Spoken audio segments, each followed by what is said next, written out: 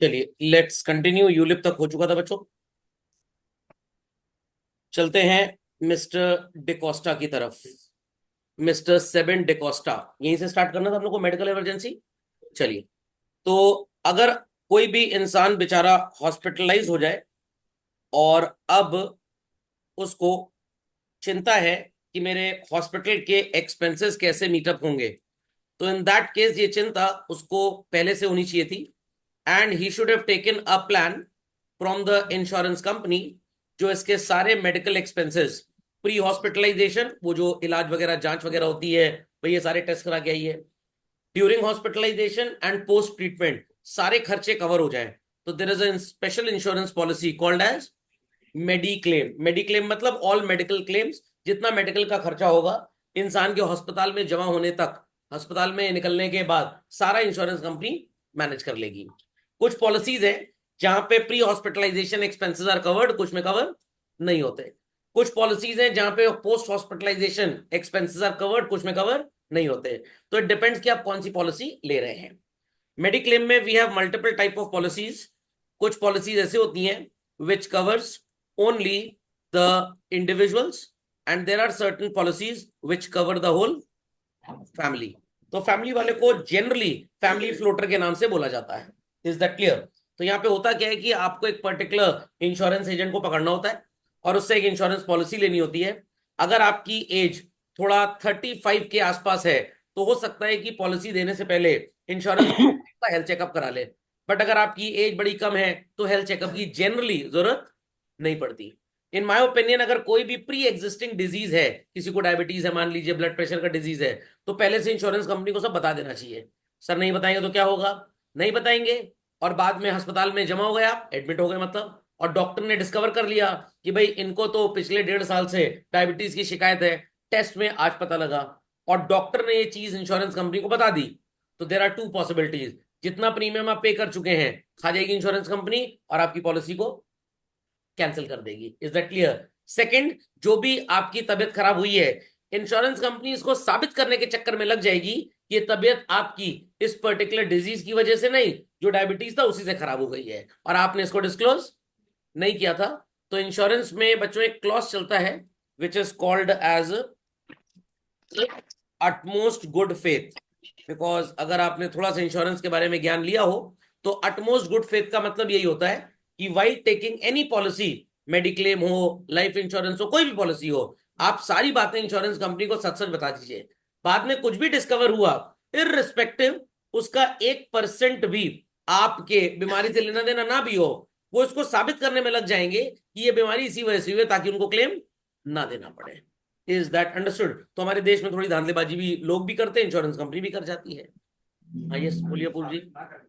हाँ, वो बोलेंगे कि भाई जो आपको प्रॉब्लम हुआ डायबिटीज की वजह से हुआ, हाई बीपी की वजह से हुआ, आप कहें ऐसा कुछ नहीं है, तो यहाँ पे बीच में डॉक्टर आएगा। हो सकता है आपका डॉक्टर आपकी तरफ से बोले, उनका डॉक्टर उनकी तरफ से बोले, मानेंगे वही जो उनका डॉक्टर बोलेगा, क्योंकि वाइल टेकिंग द पॉलिसी आपने सारे टर्म्स एंड कंडीशंस को पढ़ के सिग्नेचर किया है, तो माना जाएगा कि जो इंश्योरेंस कंपनी बोल रही है वो सही है। और उसमें लिखा भी होता है कि अगर आपने चीजों को डिस्क्लोज नहीं किया तो insurance company has the right to cancel your policy, and whatsoever premium has been paid वो रिफंड भी नहीं होता। बट कुछ कंपनीज बहुत अच्छी हैं, जैसे मैं आपको बताऊं, मैं किसी का प्रमोशन नहीं कर रहा हूं, आईसीआईसीआई प्रूडेंशियल, तो यहाँ पे ये आपका हेल्थ चेकअप पहले करा लेंगे। प्रीमियम आपसे मान लीजिए उन्होंने ले लिया, और अगर पाया गया कि भाई हेल्थ चेकअप में आपको कोई डिजीज है, तो ये आपको दो कंडीशंस देंगे। इधर your premium will go up, क्योंकि भाई बीमारी है तो रिस्क आपकी शरीर में ज्यादा है, एल्स दे वुड से कि भैया अपना प्रीमियम वापस ले लो, हम आपका इंश्योरेंस नहीं करेंगे। Is that clear? तो कुछ कंपनीज बहुत अच्छी होती हैं यहाँ पे। Fundamental logic is understood well by all. पक्का? एक इंपॉर्टेंट चीज और भी जान लीजिए, अगर मान लीजिए आपने आज पॉलिसी ली, लेटेस्ट से मैं अपनी बात करता हूं, तो I have a family floater policy. मैंने इसको लिया था एक मेडिकल इंश्योरेंस कंपनी जिसका नाम था अपोलो म्यूनिक। ये कंपनी को बाद में टेक ओवर कर लिया एचडीएफसी अर्गो वालों ने। एचडीएफसी अपना बैंक हो गया और अर्गो विदेशी कंपनी, तो मिलके इंश्योरेंस का बिजनेस करते हैं। तो मेरा 5 लाख रुपए का सम अश्योर्ड था, पूरा परिवार अस्पताल में अगर जमा हो जाए तो टोटल 5 लाख रुपए तक का खर्चा इंश्योरेंस कंपनी बेयर करेगी, एंड प्रीमियम वॉज अराउंड 22,800। फिर मेरे पास चले आए ये नीवा भूपा वाले, इन्होंने कहा सर हमारे पास आपके लिए एक स्पेशल ऑफर है, ये जो 5 लाख रुपए का आपका इंश्योरेंस है हम इसे अपग्रेड करके 10 लाख कर देंगे। ओके, एंड एक सबसे बड़ा एडवांटेज जो दुनिया की शायद कोई कंपनी देती ही नहीं है, 5 लाख रुपए का अगर इंश्योरेंस कवर है और मान लीजिए किसी का पैर टूट गया फॉर एग्जाम्पल, भगवान ना करे ऐसा हो, और 1 लाख रुपए हॉस्पिटलाइजेशन आ गया, तो आपने 5 लाख में से 1 लाख की सर्विस यूज कर ली। अब अगर फिर बीमारी होती है सेम या कोई भी और, दूसरा पैर टूट गया, हाथ टूट गया, तो बस 4 लाख रुपए तक का कवरेज मिलेगा और कवरेज नहीं मिलेगा। उसके ऊपर खर्चा जाता है तो यू हैव टू पे। बट नीवा बूपा में क्या है कि 10 लाख तक का कवरेज है, अगर बीमारी दूसरी है या दूसरे मेंबर की है तो उसको भी 10 लाख का एडवांटेज मिलेगा। Are people getting it? तो मान लीजिए भगवान ना करे किसी का पैर टूटा और उसको 2 लाख रुपए मिल गए, बचा कितना? 8 लाख। वही पैर फिर से टूटेगा तो बस 8 लाख तक का क्लेम ले सकते हैं, दूसरा टूटेगा तो फिर 10 लाख। या कोई और बीमारी है फॉर एग्जाम्पल हार्ट सर्जरी है, बाईपास सर्जरी होनी है, तो आपको फिर से 10 लाख मिल जाएगा। तो ये बेनिफिट सिर्फ नीवा बूपा में आया। तो मेरे को लगा भाई एचडीएफसी अर्गो से let us shift to Niva Bupa. तो जैसे आप अपना टेलीफोन नंबर चेंज कराए बगैर ऑपरेटर चेंज कराते हैं, क्या बोलते हैं इसको? पोर्टिंग। इंश्योरेंस पॉलिसी में भी अब पोर्टिंग अलाउड हो गई है। आपको एक पुरानी कंपनी की सर्विसेज नहीं पसंद, आप पोर्ट करा लीजिए पॉलिसी को। तो मेरे को लगा प्रीमियम तो मोर और लेस सेम है, क्यों मैं 5 लाख के चक्कर में फंसू, let us go with 10 lakh. Is that understood और नॉट? समझ में आ गया? तो नीवा बूपा में पॉलिसी है, तो अगर आपके पापा मम्मी का मेडिकल इंश्योरेंस हो या किसी को कराना हो तो एक बार ये जरूर देखिएगा कि नीवा बूपा के थ्रू जाए। मैं नीवा बूपा को प्रमोट नहीं कर रहा हूं, मैं कोई उनका एजेंट वगैरह नहीं हूं, मेरे पास पॉलिसी है इसलिए मैंने सोचा। अब यहाँ पे भी एजेंट चीट करता है कभी कभी।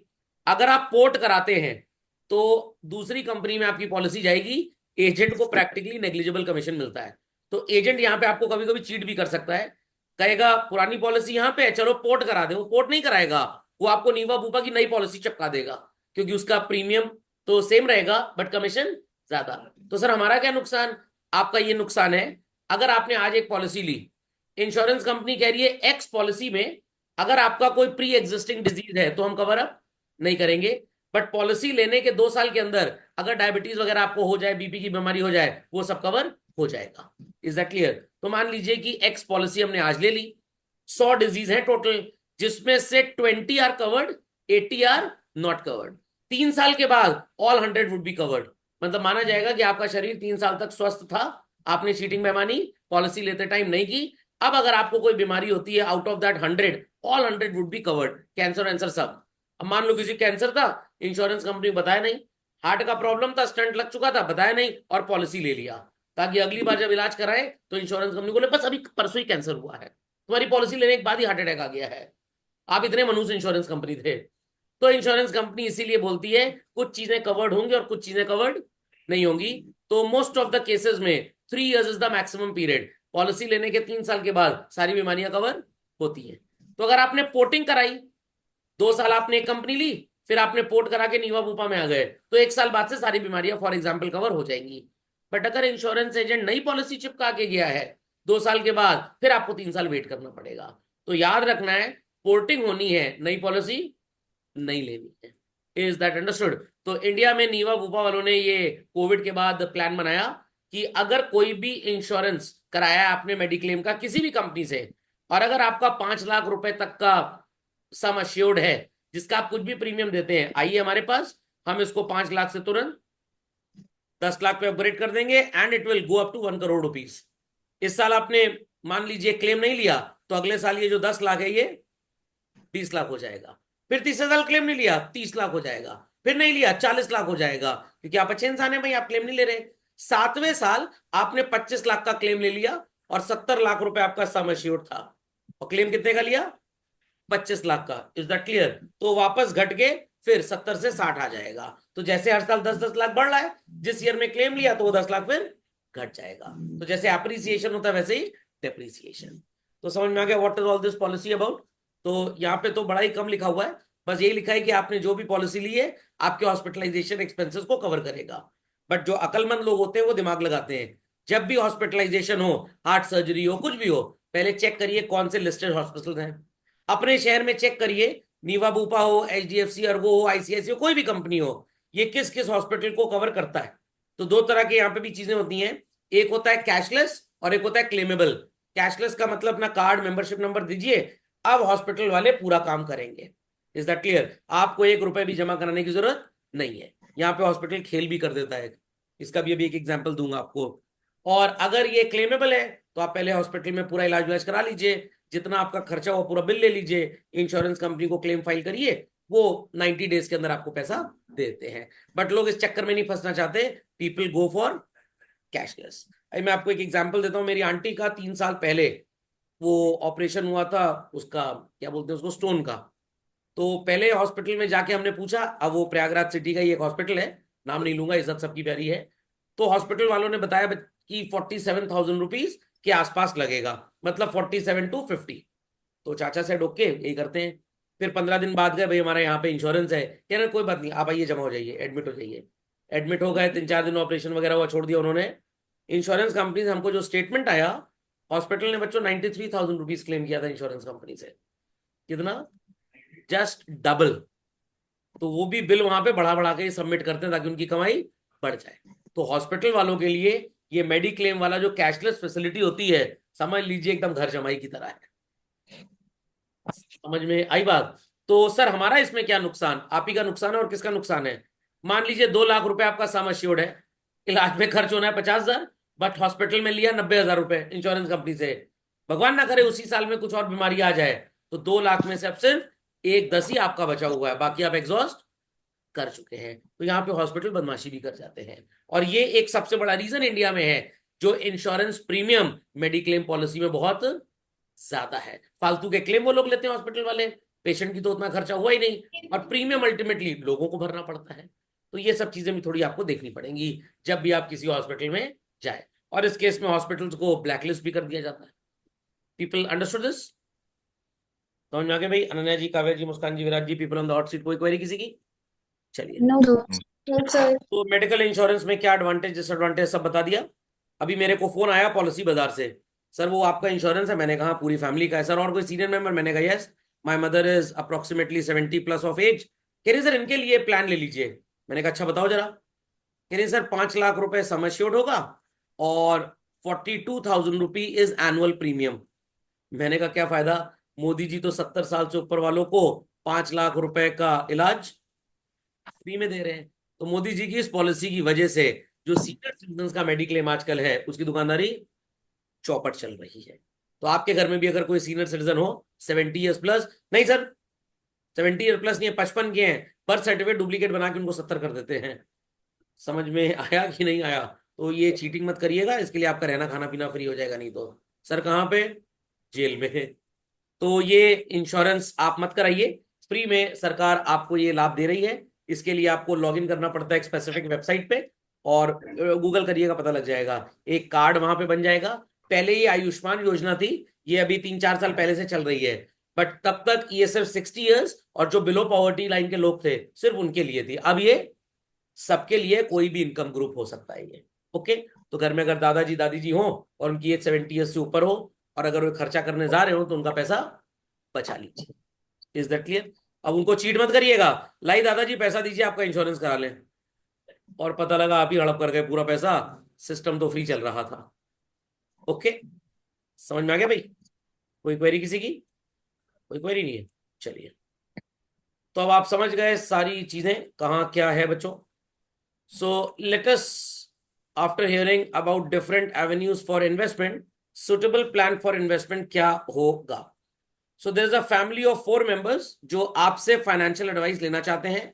मिस्टर सुरेश मेनन जी मेरे से 3 साल बड़े हैं, 47 साल इनकी एज है।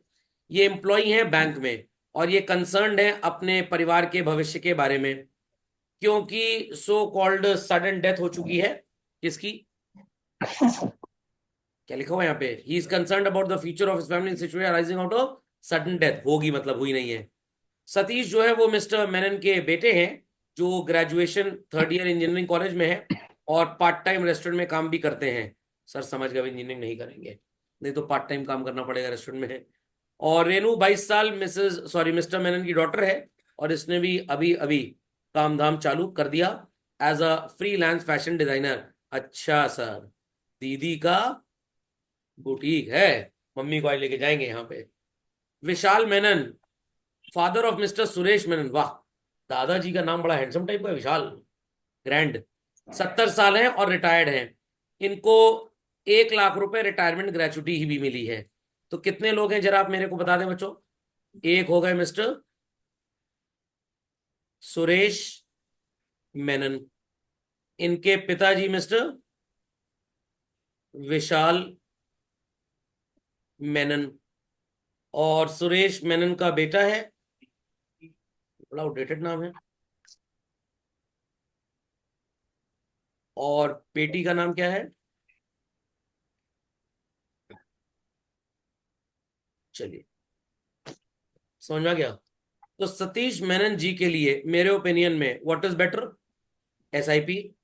विशाल मेनन जी दादाजी हैं, 70 साल एज है बच्चों, जिनका पैसा स्टॉक मार्केट में मत लगवा दीजिएगा, पता लगा मार्केट नीचे दादाजी ऊपर।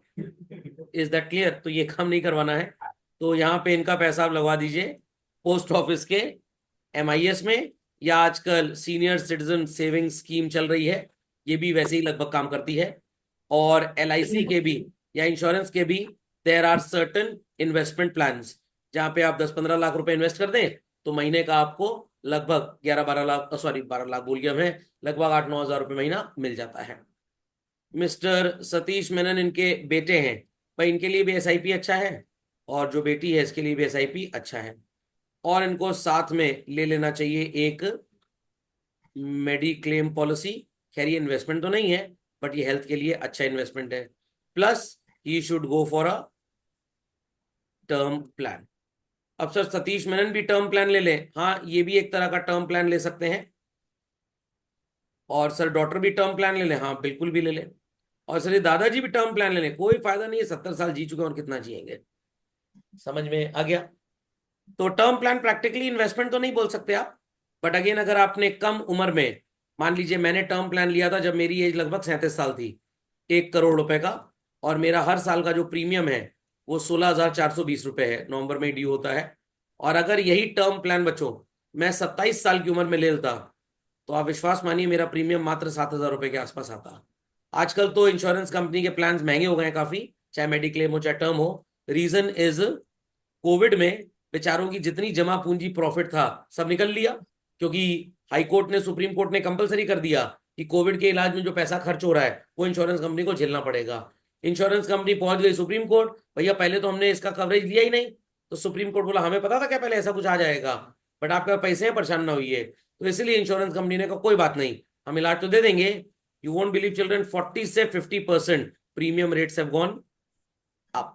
तो आज अगर कोई 37 ईयर्स वाला 1 करोड़ की पॉलिसी लेता है, अब मान कर चलिए प्रीमियम 30,000 रुपए से कम का नहीं है, जस्ट डबल हो चुका है पिछले 4-5 साल में, ओनली ड्यू टू कोविड। तो रिस्क फैक्टर जितना बढ़ेगा इंश्योरेंस का प्रीमियम उतना ज्यादा हो जाएगा।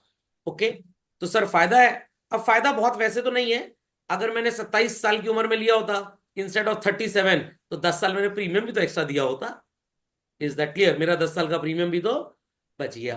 But as early as possible one should go for a term plan. तो सर कल ले ले सर? नहीं, अभी आपको टर्म प्लान नहीं मिलेगा, आप लोग स्टूडेंट्स हैं।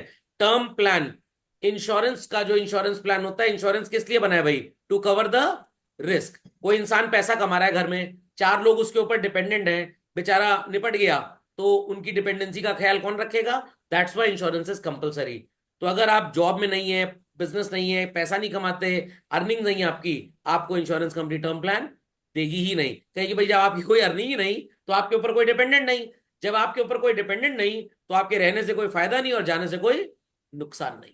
तो इंश्योरेंस सिर्फ उसी चीज का होता है जिसके जाने से नुकसान हो और रहने पे फायदा हो। तो टर्म प्लान के लिए इंश्योरेंस कंपनी कहती है आप कोई भी हो, हमको आपका आईटीआर चाहिए। नहीं, हम तो आईटीआर फाइल नहीं करते, बट नौकरी है हमारी। अगर आपकी नौकरी है, आपकी सैलरी इनकम है, तो आप अपने एम्प्लॉयर से एक सैलरी सर्टिफिकेट बनवा के दे दीजिए, जो ये साबित करेगा कि आप कमाने वाले हैं या आप कमाते हैं, तो आपका टर्म प्लान होगा, वरना आपका टर्म प्लान नहीं होगा। और अगर आप कल को जॉब में जाएंगे तो ऑलरेडी आपकी कंपनी आपका 10-15-20 लाख रुपए का मेडिक्लेम तो कराएगी ही कराएगी, तो अलग से आपको फालतू में इंश्योरेंस लेने की जरूरत नहीं है। No need to waste your money. समझ में आ गया? क्योंकि ऑलरेडी ऑफिस आपका प्रीमियम पे कर रहा है। समझ में आ गई बात? समझ में आ गई बात? तो एम्प्लॉयर्स जो होते हैं वो ग्रुप इंश्योरेंस ले लेते हैं जिसमें प्रीमियम और कम आता है। तो जिस चीज का अगर मैं इंडिविजुअली अपना मेडिक्लेम प्रीमियम मान लीजिए पॉलिसी पे 15,000 दूं, मेरा एम्प्लॉयर अगर ये काम कर दे तो उसको 2,000 रुपये पड़ेगा बस। Is that clear sir? Why is it so? क्यों इतना सस्ता है? क्योंकि बल्क में इंश्योरेंस हो रहा है, सब थोड़ा बीमार पड़ जाएंगे। Is that understood? इन्फोसिस जैसी कंपनी और घनश्याम दास जैसी कंपनी, इन्फोसिस में working conditions are very good, stress is zero, तो भाई इंप्लॉय के बीमार होने के चांसेस भी कम है। तो इन्फोसिस वाले जब मेडिक्लेम पॉलिसी लेते हैं किसी इंश्योरेंस कंपनी से, तो इंश्योरेंस कंपनी सारे फैक्टर्स को ध्यान में रखती है कि इनके एम्प्लॉयज की जो हेल्थ है वो कंपेरेटिवली घनश्याम दास कंपनी से बहुत अच्छी है। They give least stress and all that. Outings वगैरह भी बहुत होती हैं, बड़े सो कॉल्ड इनके यहाँ सत्संग वगैरह होते रहते हैं फ्राइडे सैटरडे में, तो इनके एम्प्लॉय कम बीमार पड़ते हैं, तो वो सस्ता इंश्योरेंस आपको दे देंगे।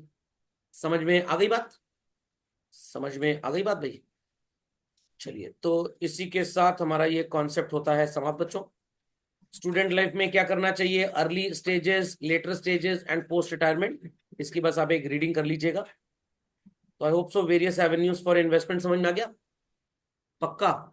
अब काफी लोग कॉन्सेप्ट समझते हैं किसका, ईएमआई। अरे पापा सस्ता मिल रहा है ले लेते हैं, कुछ सस्ता नहीं मिलता, कुछ सस्ता नहीं मिलता। तो आपको कब बोरो करना है और कब बोरो नहीं करना, क्रेडिट कार्ड से कैसे लोग बेवकूफ बनते हैं, जब आप बोरोइंग करते हैं तो उसमें लागत क्या है, and various type of bank loans क्या है, हमारा अगला टॉपिक ये होने वाला है बच्चों।